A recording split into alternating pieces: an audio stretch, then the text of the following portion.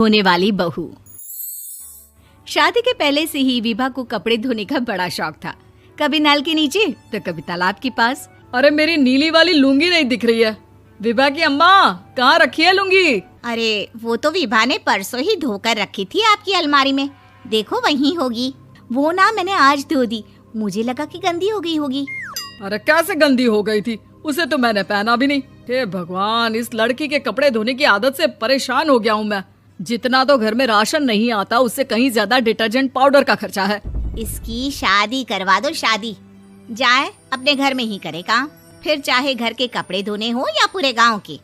हाँ ठीक बोल रही हूँ, देखता हूँ मैं कोई लड़का। वो दिन भी आ जाता है जब विभा को देखने लड़के वाले आ जाते हैं। लड़की मुझे अच्छी लगी। होने वाली सास कहती है, बेटी अगर कुछ पूछना है तो पूछ लो।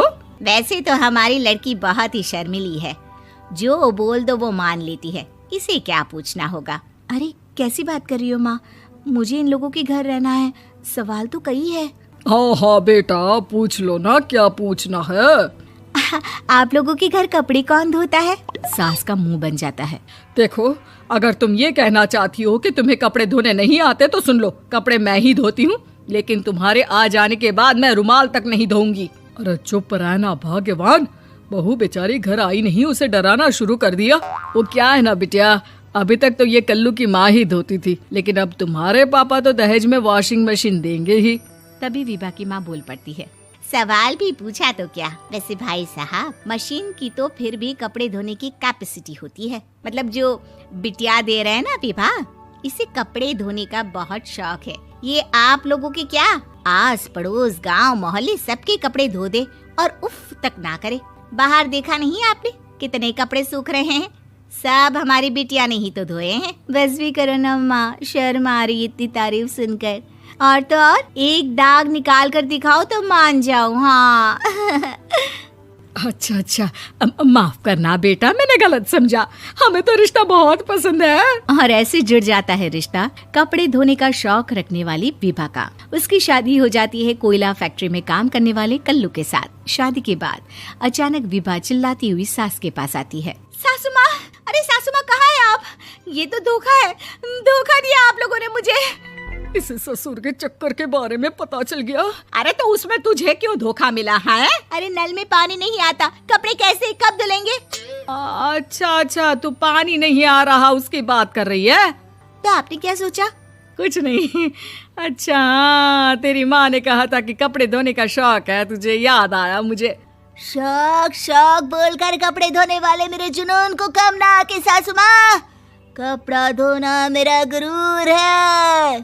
तभी पति भी वहाँ आ जाता है। अभी मैंने इसे सनी देओल की फिल्म दिखाई है, उसी के डायलॉग मार रही है माँ। अच्छा सुन, साफ साफ बता रही हूँ, पानी सुबह 4 से 6 और शाम को 10 से 12 आता है, समझी? विभा टाइमिंग सुनकर हैरान हो जाती है। ये क्या भूतों का मोहल्ला है? सुबह 4 बजे उठकर कौन कपड़े धोता है? 4 बजे टंकी में पानी जाता है, फिर सारा दिन धोना ना, किसने मना किया? अरे कैसी बात कर रही हैं? 200 लीटर की टंकी में कितने कपड़े धो लूंगी मैं? सुबह ही उठ जाऊंगी मैं। अब क्या था, विभा सुबह 4 से लेकर रात के 12 बजे तक कपड़े ही धोती रहती। एक रोज सास पड़ोस से निकलकर कहीं जा रही होती है कि साथ वाली कहती है, हाँ कल्लू की माँ, जरा ये बताओ कि 2 साड़ी है, 2 ब्लाउज और एक पेटीकोट और एक नाड़े वाला लंबा कच्छा। हाँ तो?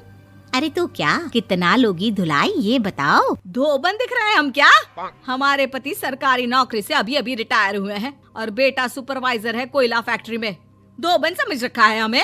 हाय रे कल्लू की अम्मा, माफ कर दो, वो तो मोहल्ले में यही सब बता रहे थे कि तुमने बहू को कपड़ा धुलवाने के काम में लगा दिया है। सास को पड़ोसन की बात सुनकर गुस्सा आ जाता है। वो घर पहुंचती है जहां घर के बाहर ही इतने सारे कपड़े सूख रहे होते हैं जितने कि किसी धोबन के घर पर। अरे ओ कल्लू की दुल्हन, बाहर निकल।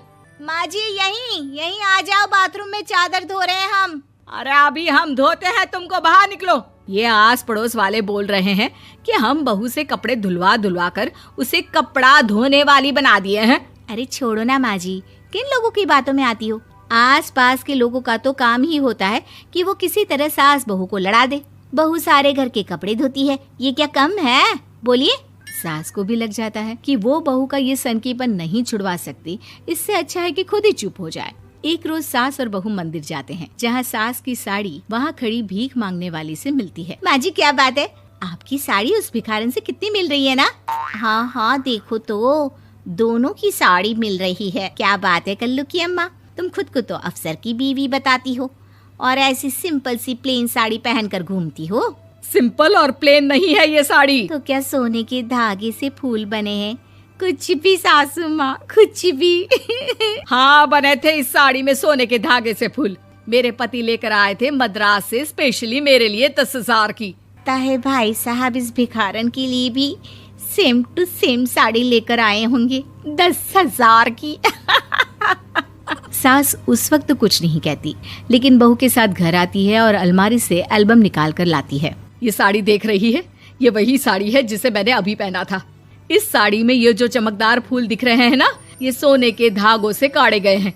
लेकिन तू लोकल वॉशिंग मशीन ब्रश से घिस घिस कर सारे फूलों को निकाल कर साड़ी प्लेन कर दी। मुझे माफ कर दीजिए सासू माँ। और तो और, जब मैंने तुझे तेरी गलती के लिए कुछ नहीं कहा, लेकिन तूने तो सबके सामने मेरा मजाक ही बना दिया। क्यों? बहू को समझ में आ जाता है कि अब से उसका कपड़े धोना बंद।